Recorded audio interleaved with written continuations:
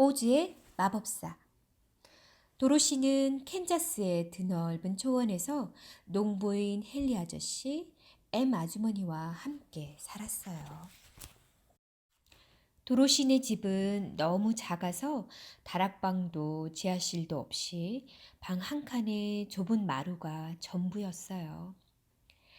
마루 밑에는 무서운 회오리 바람이 불어올 때 숨을 수 있도록 작은 굴을 만들어 놓았지요. 그날은 당장이라도 무슨 일이 일어날 것 같은 이상한 날씨였어요. 낮인데도 회색 구름이 낀 하늘은 밤처럼 어두웠어요.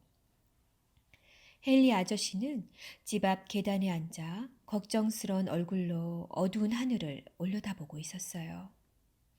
도로시는 강아지 토토를 품에 안고 문 앞에 서 있었어요. 갑자기 헨리 아저씨가 벌떡 일어나 외쳤어요. 회오리 바람이야! 설거지를 하던 엠 아주머니가 도로시를 향해 말했어요. 도로시, 빨리 마루 밑으로 내려가! 그 소리에 깜짝 놀란 토토가 침대 밑으로 숨었어요. 엠 아주머니는 마루 바닥에 문을 열고 먼저 굴 속으로 내려갔어요. 가까스로 토토를 붙잡은 도로시도 아주머니를 따라 굴로 내려가려고 했어요.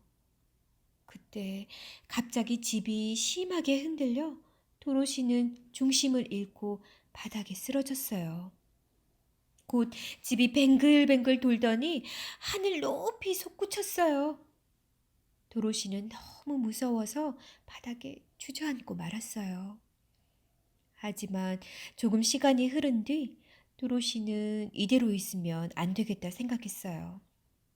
바닥이 마구 흔들렸지만 도로시는 용기를 내어 침대까지 엉금엉금 기어갔어요. 집이 덜컹거리고 울부짖는 듯한 바람 소리가 계속 들려왔지만 침대까지 기어가느라 힘이 빠진 도로시는 곧 잠에 빠져들었어요. 집이 쿵 하고 어딘가에 부딪히는 바람에 도로시는 깜짝 놀라 잠에서 깨어났어요. 집은 더 이상 흔들리지 않았고 창문에서는 밝은 빛이 쏟아져 들어오고 있었어요. 침대에서 빠져나와 문을 연 도로시는 탄성을 질렀어요. 회오리 바람이 집을 통째로 날려 눈이 휘둥그레질 만큼 아름다운 나라에 내려놓았던 거예요. 도로시는 낯설지만 아름다운 풍경에 가슴이 두근거렸어요. 그때 이상한 옷을 입은 남자 3명과 여자 1명이 도로시에게 다가왔어요. 그들은 도로시랑 키는 비슷했지만 얼굴은 훨씬 나이 들어 보였어요. 방울이 달린 뾰족한 모자를 쓴 작은 여자가 도로시에게 다가와 다정하게 말을 걸었어요. 위대한 마법사님, 먼치킨의 나라에 오신 것을 환영합니다. 사악한 동쪽 마녀를 처치하고 먼치킨 사람들을 자유롭게 해주셔서 정말 감사합니다. 그 말을 듣고 주위를 둘러본 도로시는 깜짝 놀라 비명을 질렀어요. 뾰족한 은빛 구두를 신은 2발이 집 모퉁이에 깔린 채 튀어나와 있었거든요. 도로시가 물었어요. 이 사람은 누구죠? 사악한 동쪽 마녀예요. 이 마녀는 먼치킨 사람들을 노예로 부리고 있었답니다. 늙은 여자가 대답했어요. 먼치킨 사람들이 누군데요? 여기 동쪽 나라에 사는 사람들이에요. 나는 북쪽 마녀예요. 먼치킨 사람들의 친구죠. 다시 도로시가 말했어요. 저는 마녀가 모두 나쁜 사람인 줄 알았어요. 그렇지 않아요. 그건 큰 오해랍니다. 동쪽과 서쪽에 사는 마녀는 나쁜 마녀지만 남쪽과 북쪽에 사는 마녀는 착한 마녀예요. 나는 북쪽에 사는 착한 마녀랍니다. 동쪽 마녀가 죽었으니 이제 오즈의 나라에서 나쁜 마녀는 서쪽 마녀 딱 한 사람만 남았군요. 북쪽 마녀가 미소를 지으며 말했어요. 아주머니가 마녀는 다 사라지고 없다고 하셨는데. 아, 아주머니는 캔자스에 살고 계신 제 친척 아주머니예요. 저는 거기서 왔어요. 나는 캔자스가 어딘지 몰라요. 그렇지만 아마도 다른 나라에는 마녀가 없을 거예요. 마법사도 그렇고요. 우주의 나라는 아주 오래된 데다 다른 나라와 멀리 떨어져 있어서 아직도 마녀나 마법사가 남아있는 거죠. 도로시가 물었어요. 누가 마법사예요? 에메랄드 도시에 사는 오즈가 바로 위대한 마법사예요. 오즈는 우리 마녀들보다 훨씬 강한 힘을 갖고 있답니다.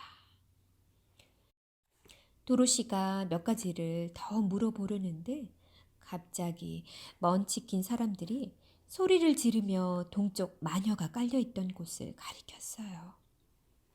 조금 전까지만 해도 도로시의 집에 깔려있던 마녀의 발이 온데간데 없이 사라진 거예요. 북쪽 마녀가 도로시에게 동쪽 마녀의 구두를 건네주며 말했어요. 나쁜 동쪽 마녀가 햇볕에 말라버렸군요. 아가씨, 이 은빛 구두를 가져가요. 이 구두에는 놀라운 마법이 깃들어 있답니다. 저는 아주머니와 헨리 아저씨 곁으로 돌아가고 싶어요. 저를 많이 걱정하고 계실 거예요. 저에게 캔자스로 돌아가는 방법을 알려주실 수는 없나요? 먼치킨 사람들과 마녀는 모두 고개를 저었어요.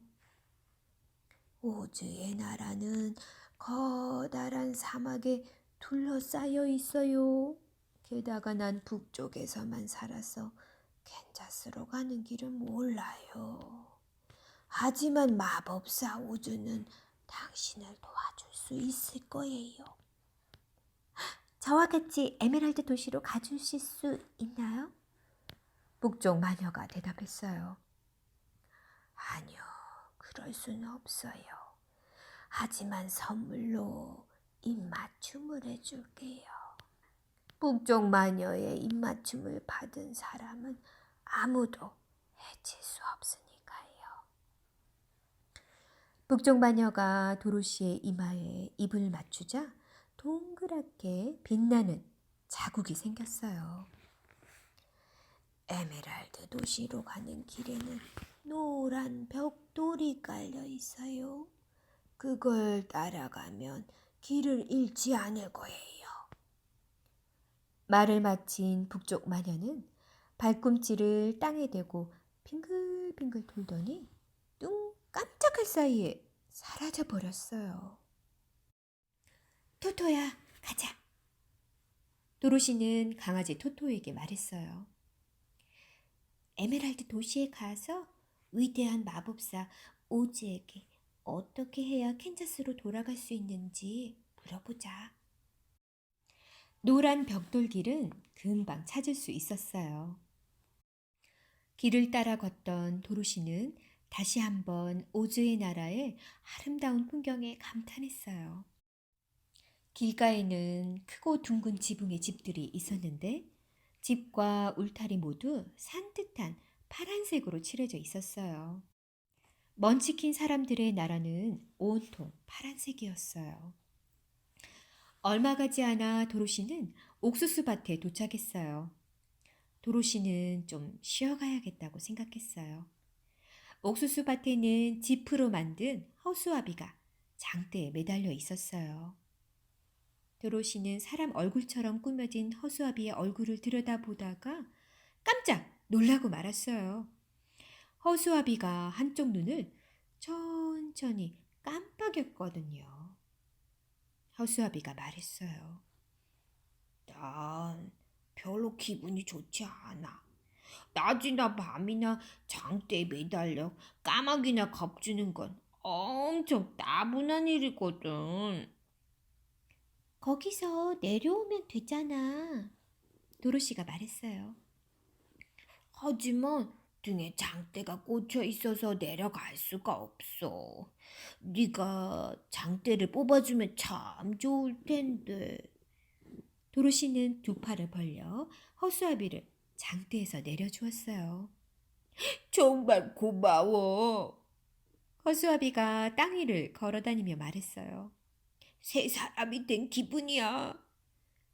내 이름은 도로시야. 나를 캔자스로 돌려보내줄 위대한 마법사 우즈를 만나기 위해 에메랄드 도시로 가던 길이야. 허수아비가 눈을 반짝이며 물었어요. 나도 에메랄드 도시에 가서 위대한 마법사 오즈를 만나면 지혜를 얻을 수 있을까? 글쎄, 그건 잘 모르겠어. 그렇지만 둘이 함께 여행하면 훨씬 재밌을 거야. 도로시가 대답했어요. 해가 질 무렵 도로시와 허수아비는 커다란 숲에 도착했어요. 숲속은 이미 어둑어둑했지만 둘은 멈추지 않고 계속 걸었어요. 잠시 후 허수아비가 말했어요. 오른쪽에 오두막이 보여. 저기로 갈까? 그래, 나 너무 피곤해. 도로시가 대답했어요. 다음 날 도로시는 눈부신 아침 햇살에 잠에서 깨어났어요. 숲속에서 맑은 샘물을 찾아 아침 식사를 한 도로시는 다시 걸음을 재촉했어요. 그때 어디선가 신음소리가 들려왔어요. 도로시와 허수아비는 신음소리가 나는 곳을 찾아가 보았어요. 거기에는 온몸이 양철로 된 사람이 도끼를 든 채 꼼짝도 하지 않고 서 있는 거예요. 도로시가 상냥하게 물었어요. 내가 도와줄까? 어떻게 해야 하지? 나는 나무꾼이야. 저기 있는 기름통을 가져와서 내 몸 구석구석에 기름칠을 좀 해줘. 양철로 된 사람이 대답했어요. 도로시는 기름통을 찾아 양철 나무꾼의 몸에 기름칠을 해주었어요. 그제야 양철 나무꾼은 치켜들고 있던 도끼를 내려놓으며 말했어요.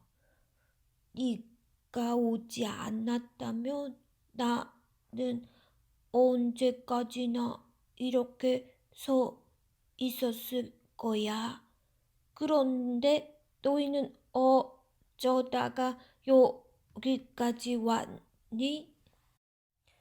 우리는 위대한 마법사 오즈를 만나러 에메랄드 도시로 가는 길이야.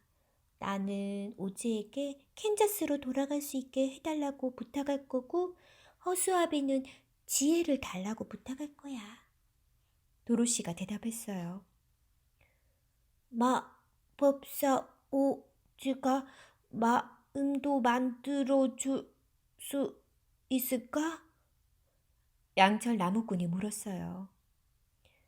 위대한 마법사 오즈라면 가능하지 않을까? 양철 나무꾼은 결심했어요. 나는 마음을 갖고 싶어. 마음이 없으면 사랑을 할 수 없거든. 나도 에메랄드 도시에 가서 오즈에게 마음을 달라고 부탁을 해봐야지. 숲속의 노란 벽돌길은 군데군데 마른 나뭇가지와 시든 잎사귀가 쌓여 있어서 걷기가 쉽지 않았어요. 도로시가 양철 나무꾼에게 물었어요. 숲을 벗어나려면 얼마나 걸릴까? 글쎄, 나도 잘 모르겠어. 그때 갑자기 숲에서 커다란 사자 한 마리가 튀어나왔어요. 조그만 토토가 용감하게 사자 앞으로 달려들어 활활 짖어댔어요. 그러자 사자가 토토를 한 입에 삼킬 듯 입을 쩍 벌리고 덤볐어요. 도로시는 사자의 콧등을 있는 힘껏 때렸어요. 그만해!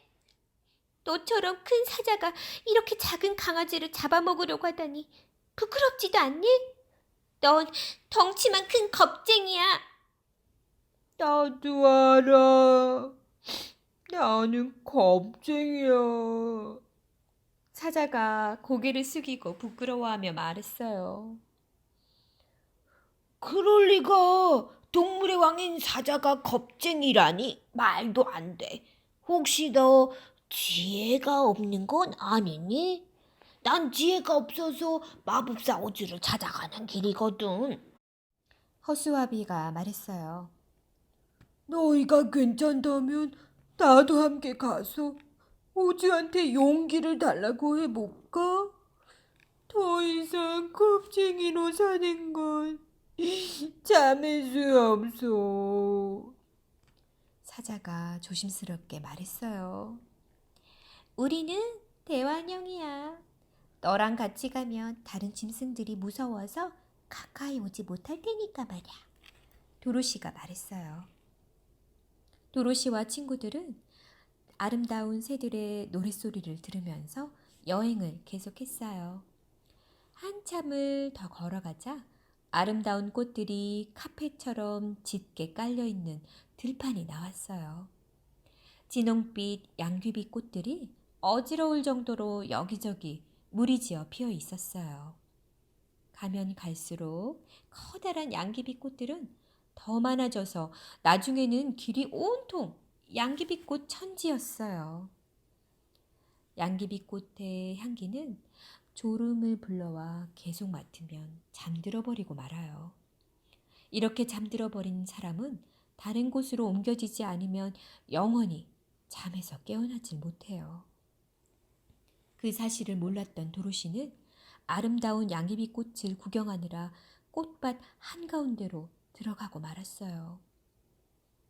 얼마 지나지 않아 양귀비꽃의 향기에 취한 도로시는 깊은 잠에 빠져들었어요. 어떻게 하지? 양철 나무꾼이 어쩔 줄 몰라 하며 말했어요.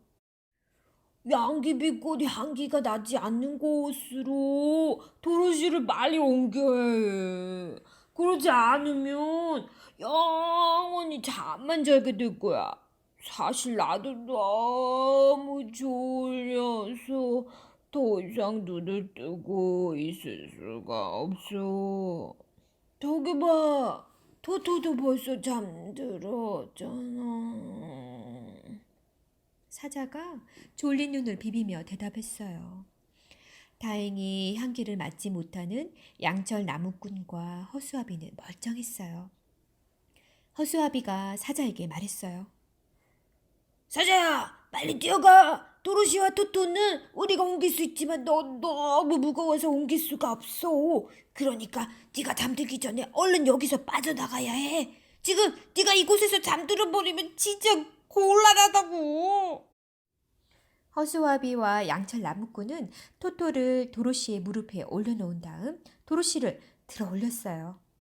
둘은 도로시를 양귀비 꽃밭에서 멀리 떨어진 곳으로 옮긴 다음 도로시가 깨어날 때까지 기다렸어요. 잠시 후 잠에서 깨어난 도로시는 자기가 풀밭에 누워 있다는 것을 알고 깜짝 놀랐어요. 마법사 우즈를 만나려면 다시 노란 벽돌길을 찾아야 해. 노란 벽돌길만 찾으면 에메랄드 도시에 갈 수 있을 거야. 도로시가 말했어요. 다시 길을 떠난 도로시와 친구들은 얼마 지나지 않아 노란 벽돌길을 찾았어요.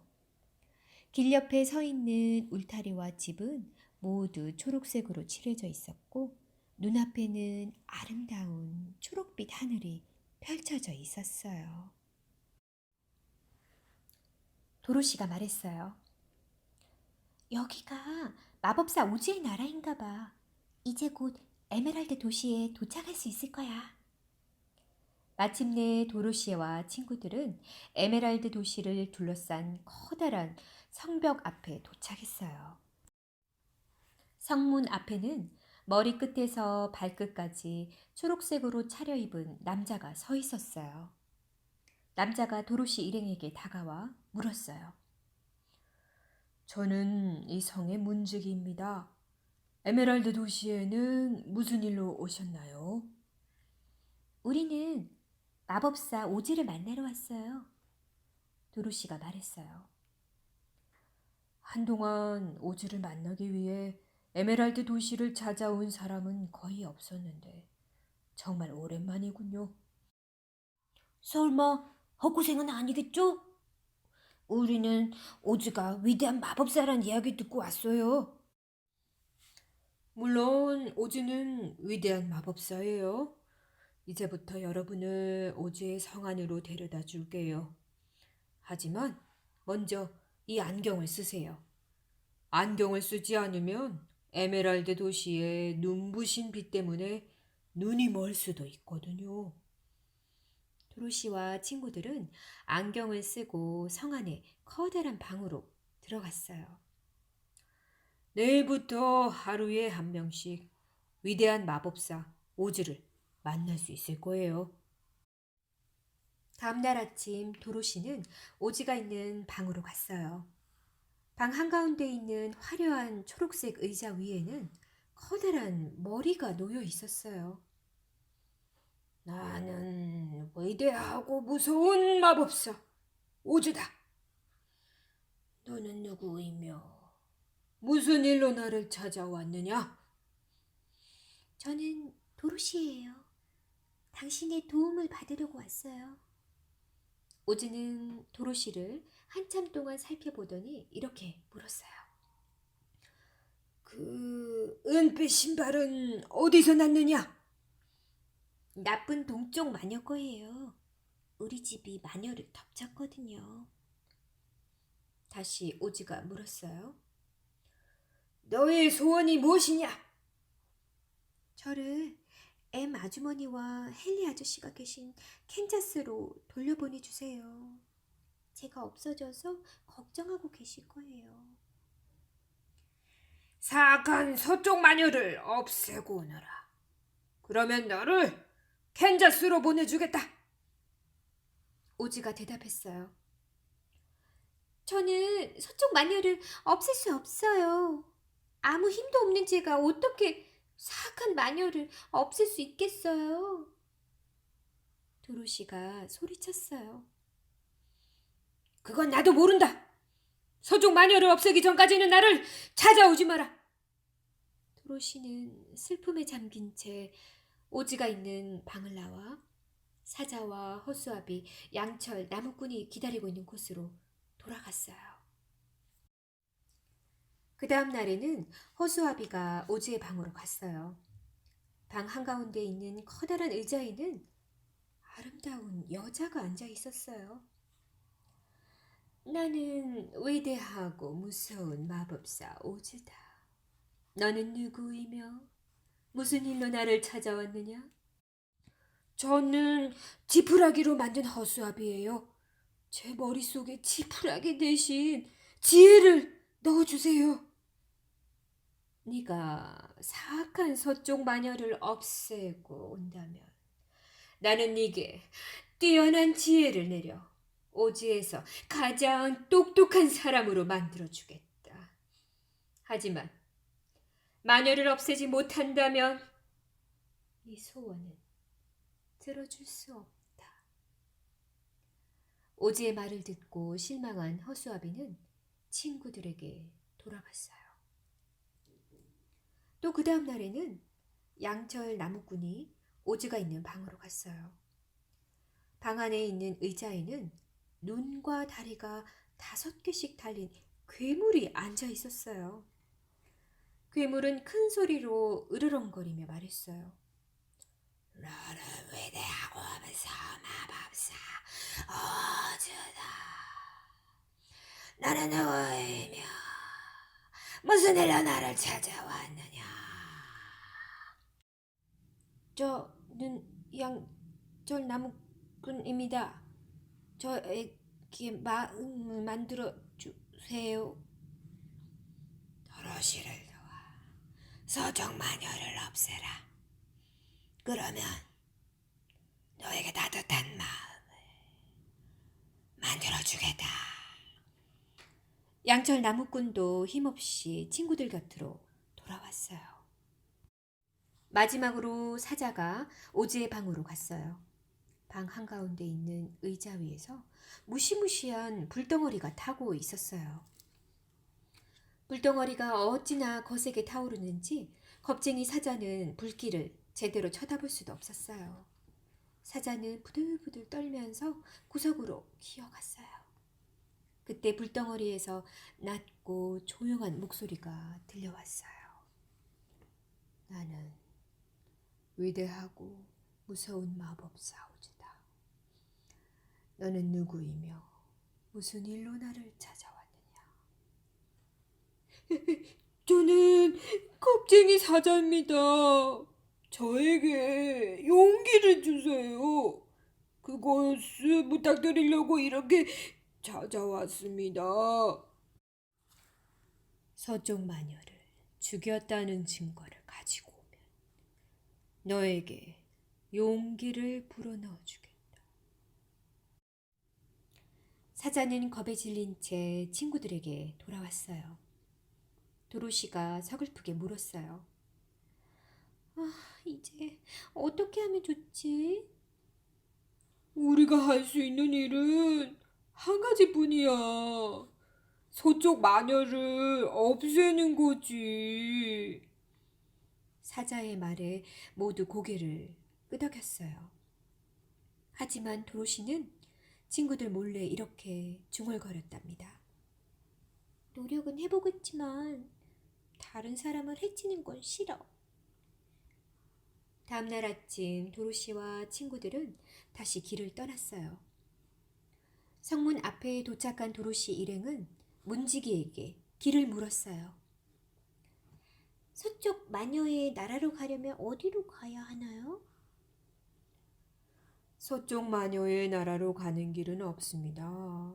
그곳에는 아무도 가고 싶어 하지 않거든요. 문지기가 대답했어요. 도로시와 친구들은 문지기에게 인사를 하고 서쪽으로 향했어요. 바로 그때 사악한 서쪽 마녀는 도로시와 친구들을 보고 있었어요. 서쪽 마녀는 애꾸눈이었지만 한쪽 눈으로는 아주 먼 곳까지 볼 수 있는 신비한 능력이 있었어요. 평소처럼 성 안에서 밖을 둘러보던 서쪽 마녀는 도로시와 친구들이 자기 땅에 들어온 것을 보고 엄청 화가 났어요. 서쪽 마녀는 황금 모자를 꺼내 머리에 썼어요. 황금 모자를 쓴 사람은 날개 달린 원숭이들을 불러낼 수 있었어요.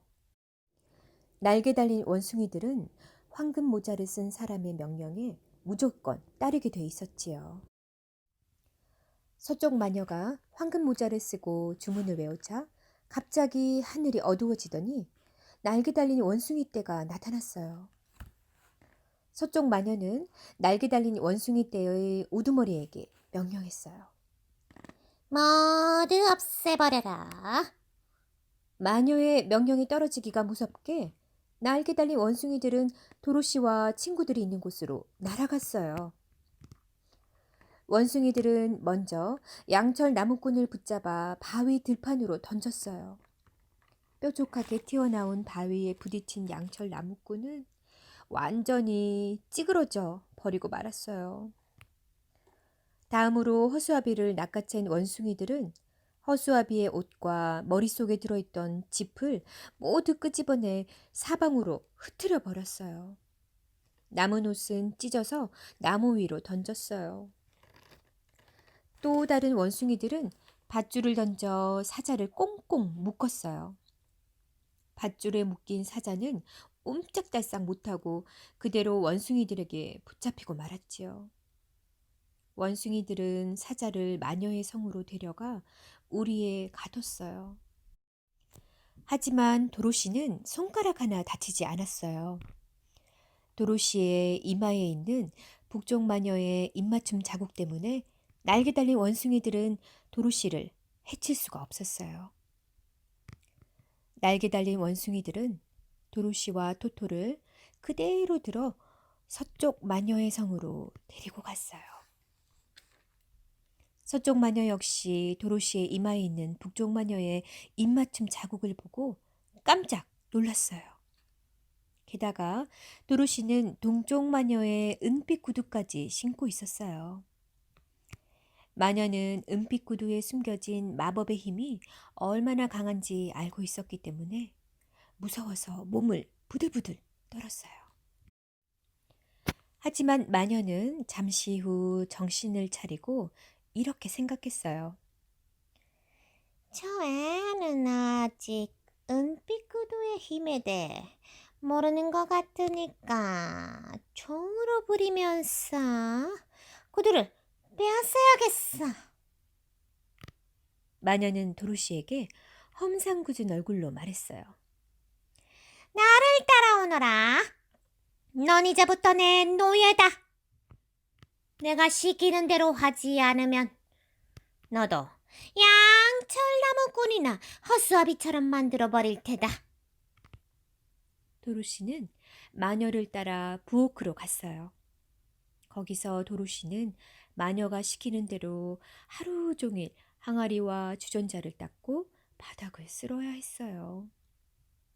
도로시는 하루빨리 마녀의 성에서 탈출하고 싶었지만 성을 빠져나갈 방법이 없었어요. 마녀의 노예가 된 서쪽 나라의 윙키 사람들이 성을 빈틈없이 지키고 있었거든요. 한편 마녀는 도로시의 은빛 구두를 갖고 싶어 안달이 났어요. 구두를 손에 넣으면 지금보다 훨씬 더 큰 힘을 가질 수 있었거든요. 하지만 도로시는 목욕할 때를 빼고는 절대로 구두를 벗지 않았어요. 물을 무서워하는 마녀는 도로시가 목욕할 때에는 가까이 갈 수조차 없었기 때문에 바짝 약이 올랐어요. 그러던 어느 날 마녀는 한 가지 꾀를 내었어요. 마녀는 몰래 쇠막대기 하나를 부엌 바닥에 갖다 놓고 막대기가 보이지 않게 만들었어요. 아무것도 모르는 도로시는 보이지 않는 쇠막대기에 걸려 넘어지고 말았지요. 그 바람에 은빛 구두 한 짝이 벗겨져 날아갔어요. 마녀는 재빨리 구두를 낚아챘어요. 도로시는 화가 나서 소리쳤어요. 내 구두를 돌려줘요. 마녀가 낄낄 웃으면서 대답했어요. 이 구두는 이제 내 거다. 그리고 나머지 한 짝도 언젠가는 내 것이 된 거야. 마녀의 말을 듣고 화가 머리끝까지 난 도로시는 가까이 있던 양동이의 물을 마녀에게 끼얹었어요.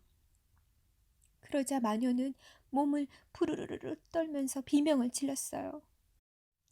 네가 무슨 짓을 했는지 아느냐? 난 물에 닿으면 녹아버린단 말이야. 정말 미안해요.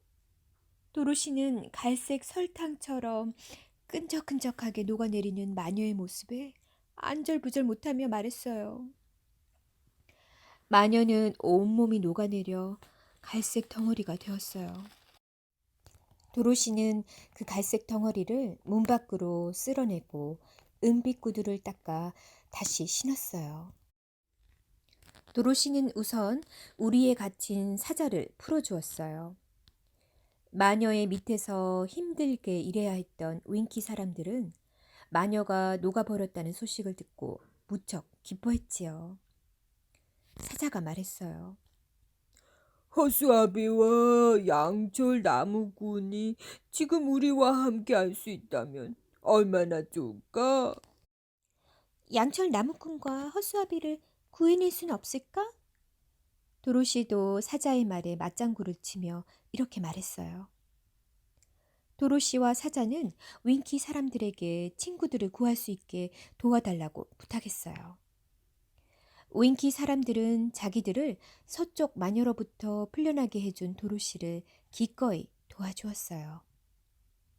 윙키 사람들은 바위 들판에 쓰러져 있는 양철 나무꾼을 조심스럽게 들어서 성으로 데려왔어요.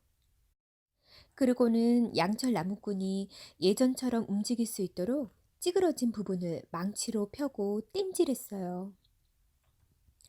예전의 모습으로 돌아온 양철 나무꾼은 기쁨의 눈물을 흘리며 말했어요.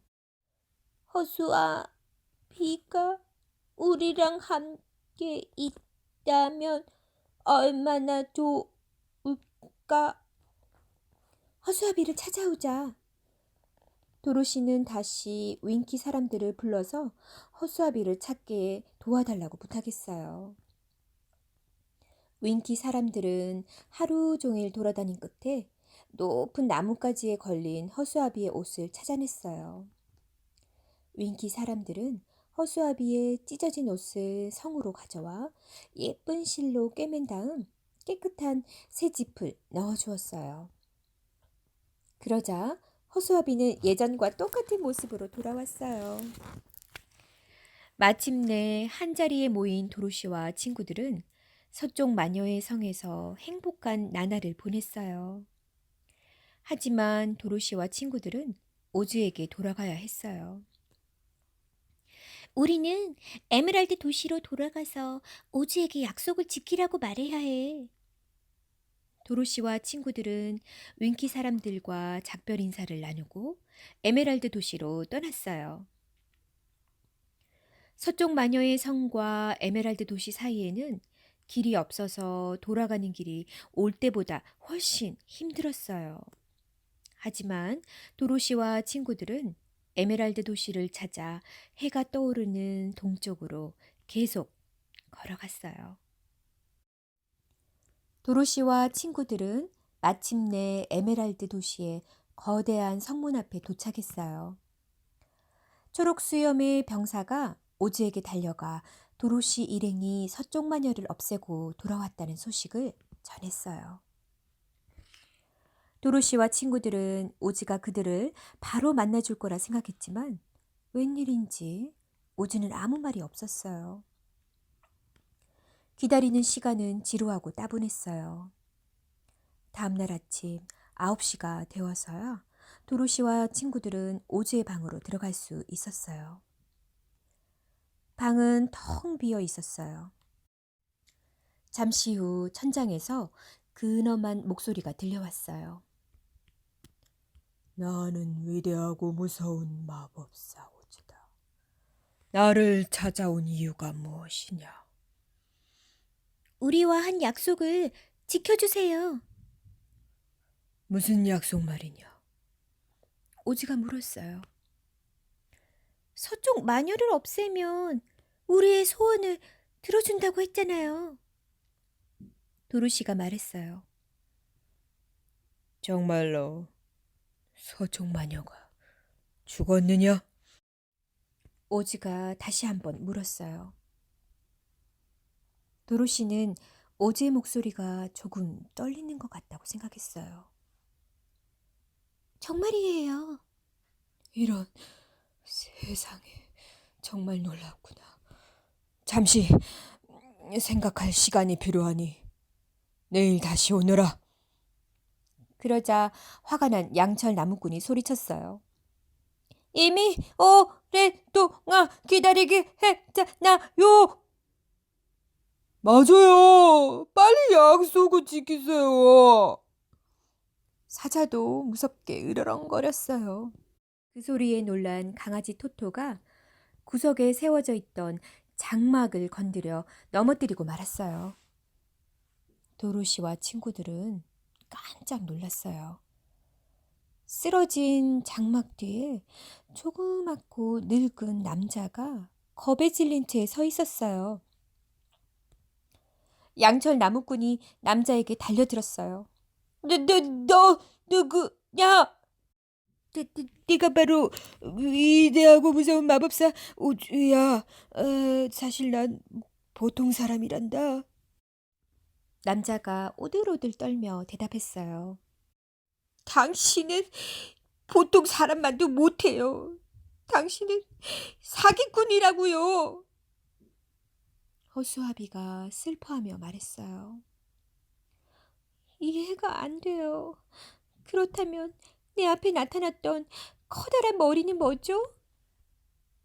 도로시가 믿을 수 없다는 얼굴로 물었어요. 그건 내가 쓰는 여러 가지 속임수들 중 하나야. 여기 앉아보렴. 내 이야기를 들려줄게.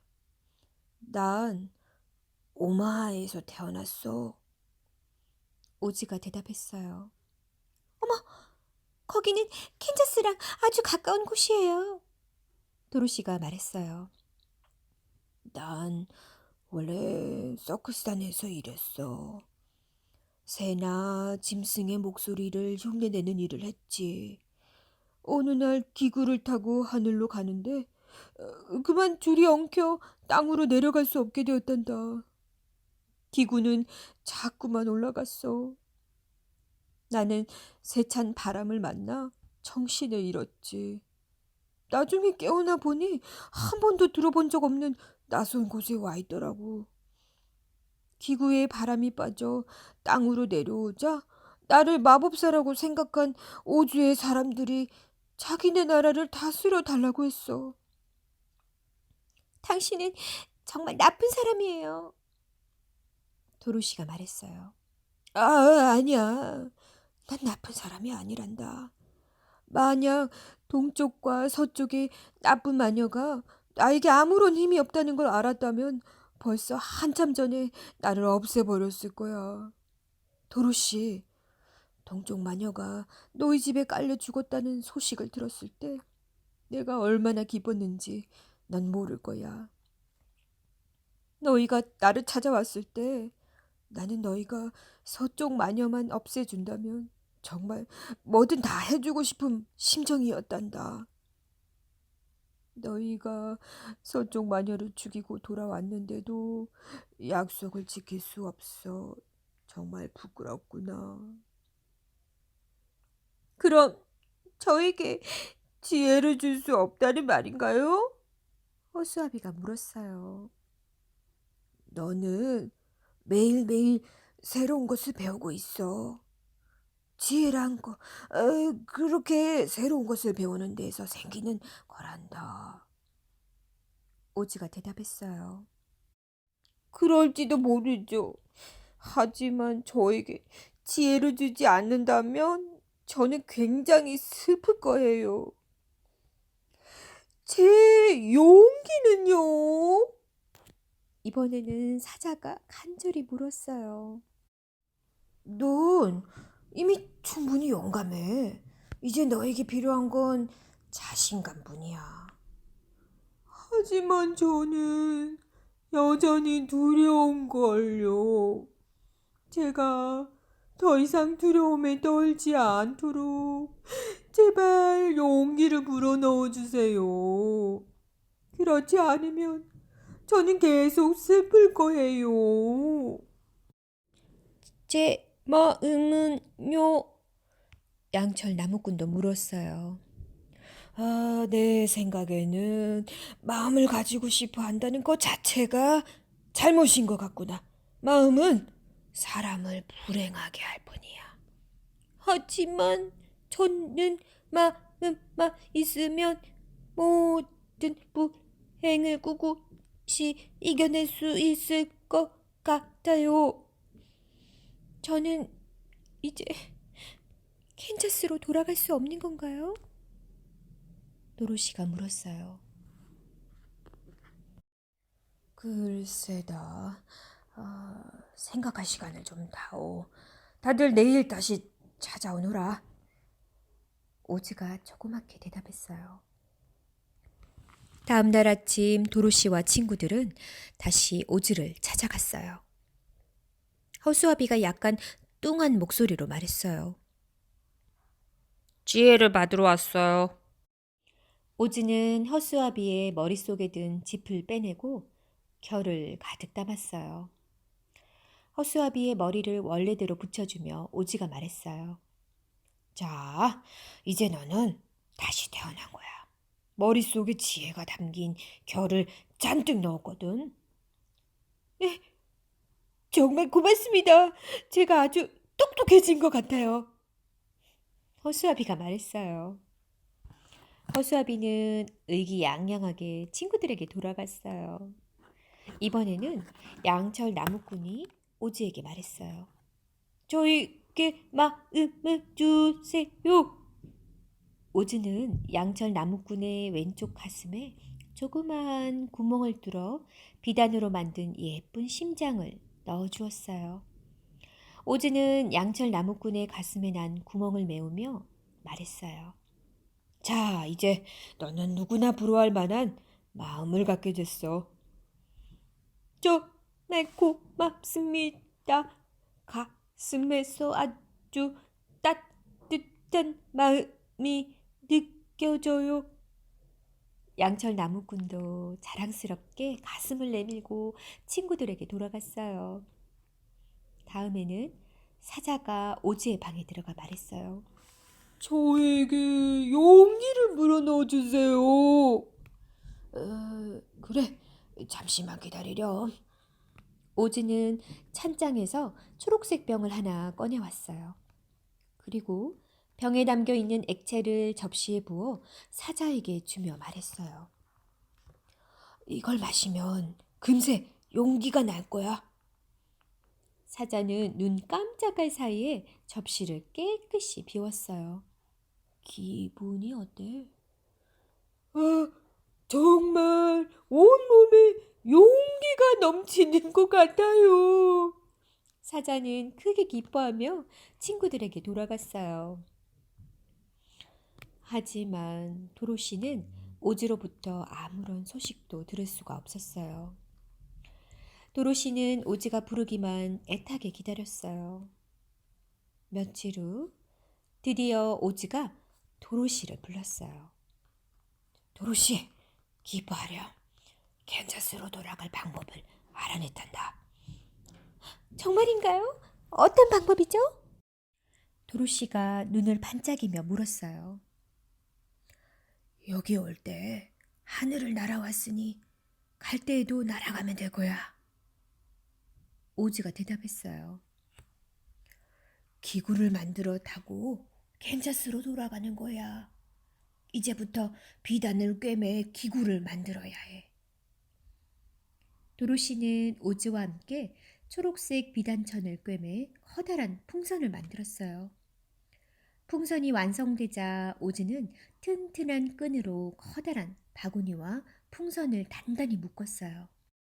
장작 더미에 불을 붙여 풍선의 밑부분에 가까이 가져가자 풍선이 조금씩 부풀어 오르기 시작했어요.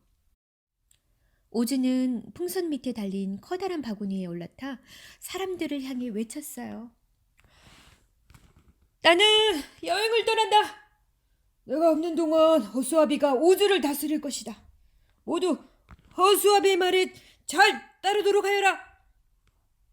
풍선은 이제 팽팽하게 부풀었어요. 어서 오너라 도로시. 서두르지 않으면 풍선이 날아가 버리고 말 거야. 토토가 안 보여요. 도로시는 애타게 토토를 찾았어요. 북적거리는 사람들 틈에서 겨우 토토를 찾아낸 도로시는 토토를 품에 안고 풍선을 향해 뛰었어요. 그런데 도로시가 기구에 거의 닿았을 때 땅에 메어둔 밧줄이 툭 끊어지고 말았어요.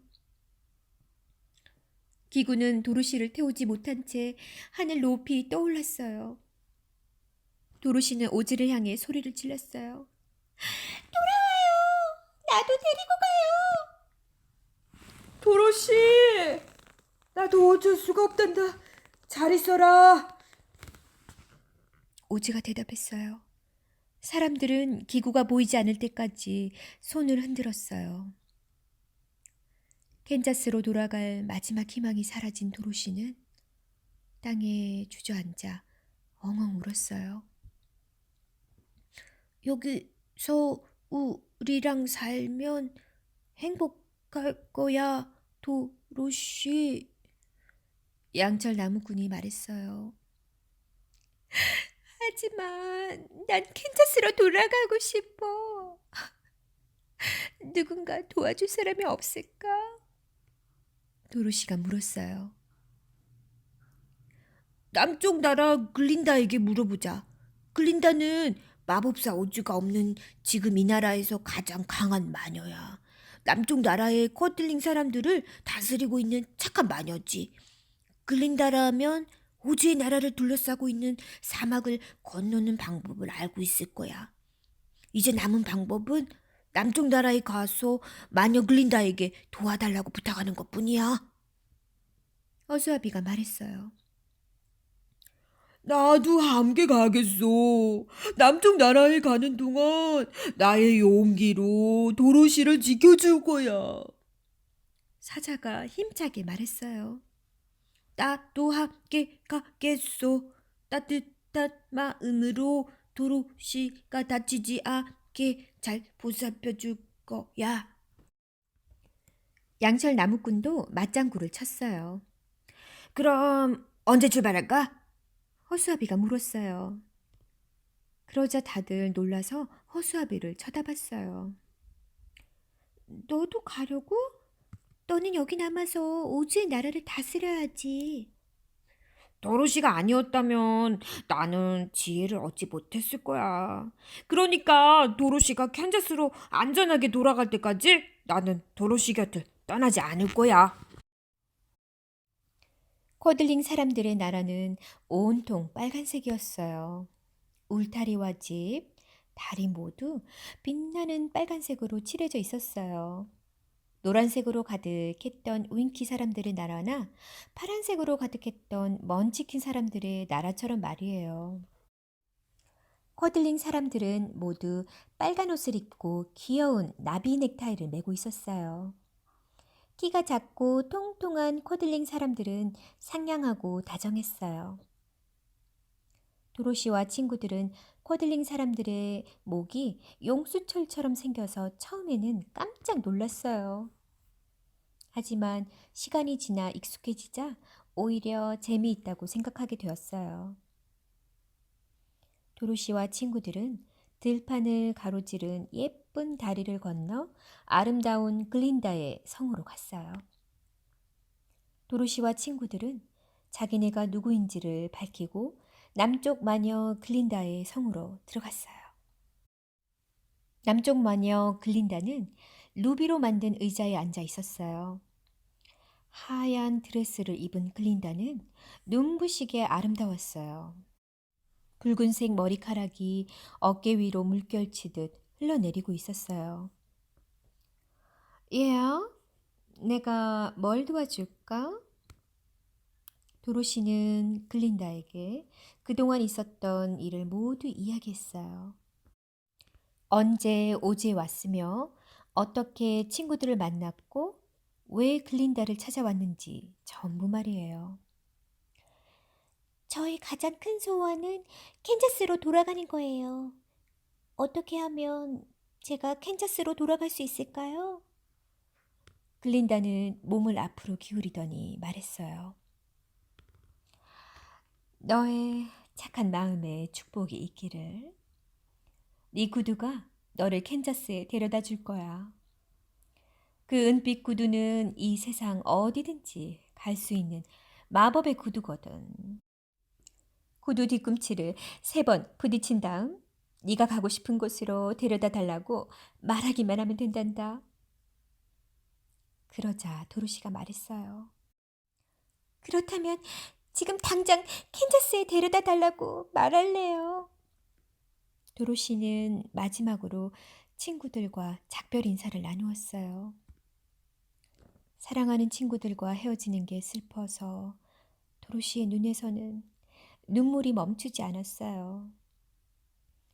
도로시는 먼저 사자의 목에 팔을 두르고 입맞춤을 했어요.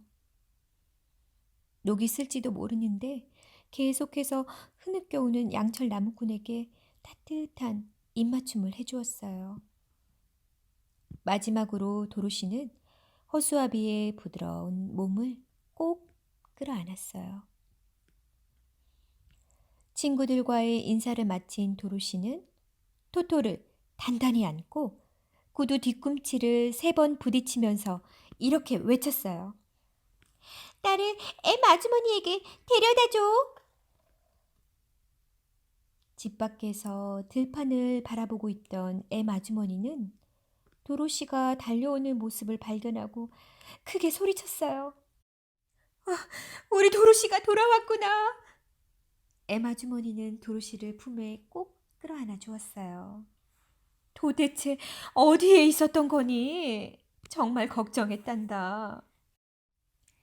엠 아주머니가 눈물을 글썽이며 물었어요. 오지의 나라예요, 아주머니. 집에 돌아와서 정말 기뻐요.